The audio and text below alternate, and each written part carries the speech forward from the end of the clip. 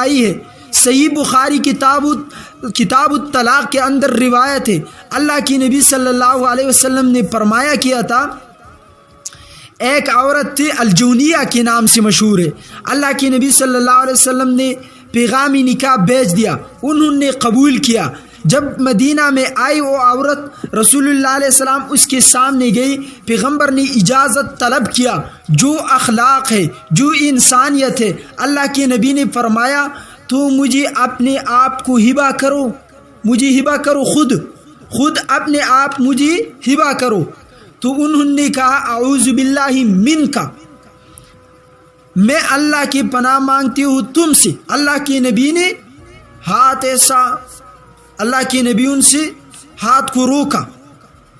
اب ملحد اویس نے تھوڑی اردو کی عبارت کو لگا کر ناواقف مسلمانوں کو دھوکہ دے رہا تھا.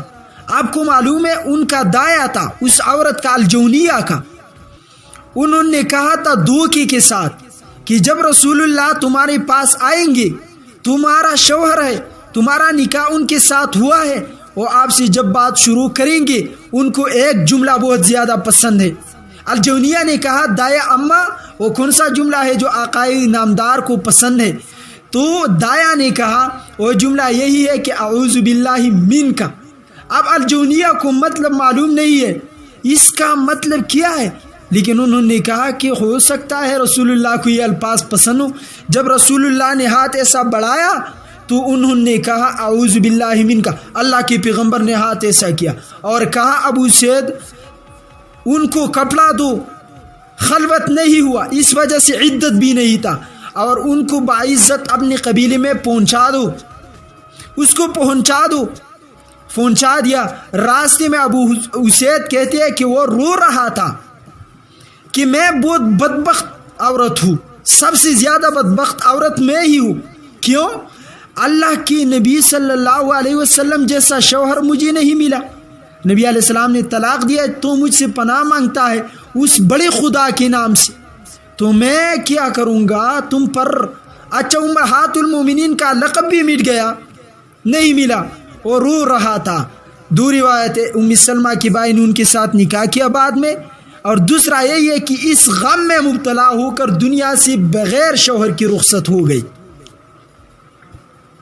بغیر شوہر کی دنیا سے رخصت ہو گئی. تو دھوکہ روایت اعوذ باللہ منک، یہ تو دھوکے کے الفاظ تھے. اور یہ الفاظ جو اس عورت نے کہی تھی، بنی غفاری اکندہ کی جو الجونیہ تھے، انہوں نے جو الفاظ کہی تھی، آپ کس کا مطلب معلوم ہے کہ بازاری ملکہ، وہ الفاظ گمن کیا تھا، وہ گمن پر رو رہی تھی. تو اس سے تو اللہ کی نبی کا بڑا صفت آتا ہے.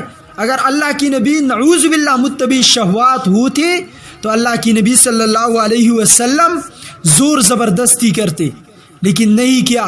کسی صحابی نے اعتراض نہیں اٹھایا، لیکن آج کے دور کے بعض لوگ اعتراض اٹھاتے.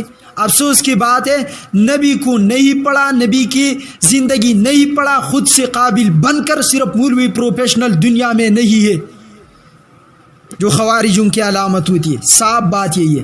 اب آتی ہے خطبہ دینے کا وجہ کیا تھا،